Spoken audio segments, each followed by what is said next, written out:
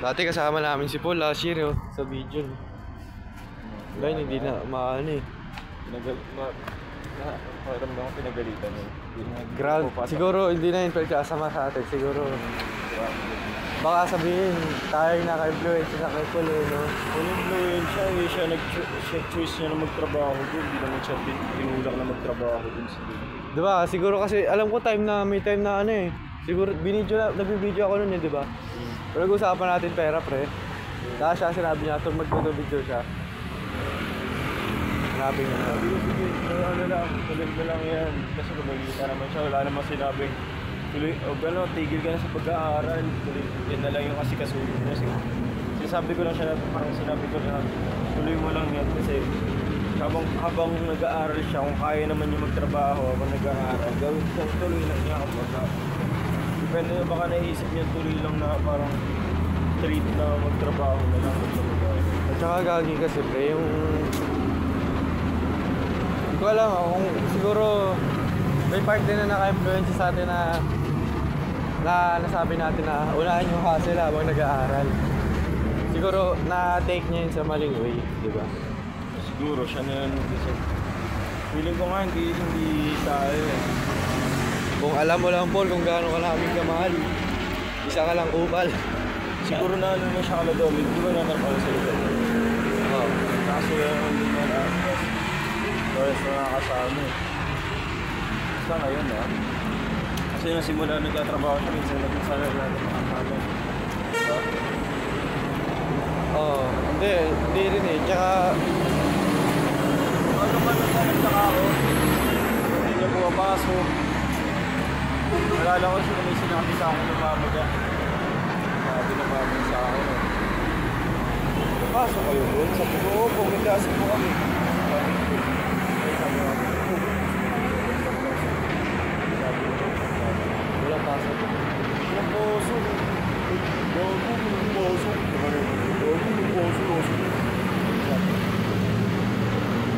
Kung may pasok ka kayo na mo, ayan yun. And yun, ang tawag dun. Parang hindi pa intrams eh. Ngayon pala mag-i-start yung intrams. Ang tawag dito. Basta yun, parang event. Basta may event sa school. Ayaw niya daw sumama. Suspended daw sila. Sige, suspended ka. Kayo sa amin kasi may project ganito eh. Pag sumali ka, may peta, ganyan. Kasi magdagdag range ka, sarap na kakit namin. Kailangan ng Solong-solo naman yung kalsada ngayon. so jacket. Tuloy kwento. Tapos, ayun na. Sige, hinayaan ko siya. Tapos, ito. Last year ata to, Last year last year. Last year malabo pa camera ko. Basta yun, last year, pauwi na ako nun. Hindi ko na, January ba, Hindi ko. Oo, tama. Lago na tama yata na 7-11 ko yung hapon. Last year nun, lalakad na ako pauwi sa akin. Tapos nakita ko ng papa niya naka-uniform. Tapos sabi sa akin, oh, Paul, may klase kayo? Sabi ko, opo tito, may klase po kami. Bakit po? Ngayon, sabi niya, sabi ni Paul, suspended daw. Sabi ko, di po, may klase po kami. Ano nga po, back to normal na nga po kami. Tapos na nga po yung event eh. Kasi para tumahimik siya, kawag yung papa niya. Hindi gagawa si pre, alam.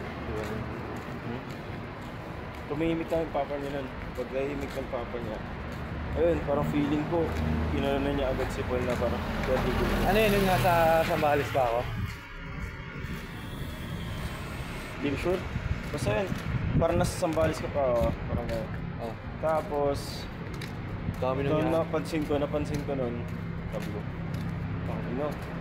hindi ko na nakikita si Paul, di ko na nakikita nagtutubig kasi nakikita ko yun, pag umaga naglalakad-lakad yan, tutubig eh. Hindi ko na nakikita. Hindi lumalabas. Araw-araw sipag lang. Tapos, siguro ako mga ilang araw na siguro, hindi na talaga lumalabas. Hindi na nagtutubig, wala akong balita. Tapos, one time lumabas siya, nakausap ko siya, sabi niya, pinanggulo ko ni Pusi. Gago pre. Ito pa ang masaklap pre. Tinanggal daw silang dalawa, pero bakit yung isa nakapasok ulit? Kaya nga, diba? Siya hindi. Kumbaga, feel ko, sinermo na siya ng magulang niya. Siguro iniatang lahat kay Paul lang sinabi nagtagal daw sila eh. Siguro sinabi lang ng kasama niya na ano, Kasi bit lang. na doon si Paul lang nagpatagal po yun eh, kasi ganito. Malay natin diba, or kaya si Paul talaga may kasalanan. Oo, ayun, tara. Pero, malay natin, wala namang ganun nangyari. Baka sa parents lang talaga na tinatigil na talaga siya kaya dito siya trabaho, diba? Hindi na rin kasi nag-aaral eh. So, nag-ano yun, may tinatago niya sarili niya. Ano naman niya, may pakitain na parang i-judge siya na gano'n. Hindi, gagi pre. Parang foundation kasi talaga sa bahay. Kumbaga, Hindi naman loro lang. parents mo yung mag-uplift ng self-esteem mo eh.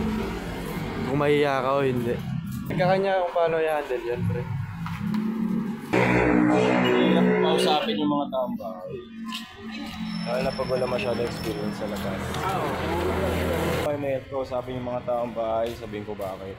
Ito kasi pag taong bahay ka, kung ano yung takbo lang ng bahay nyo, kung anong takbo ng pamilya Doon ka lang babase. yun lang babase. Pero pag kasi mahilig ka lumabas, lahat ng ugali ng tao, lahat ng makikita mo dito, na-adapt mo. So bali nasanay ka, nakakasabay ka.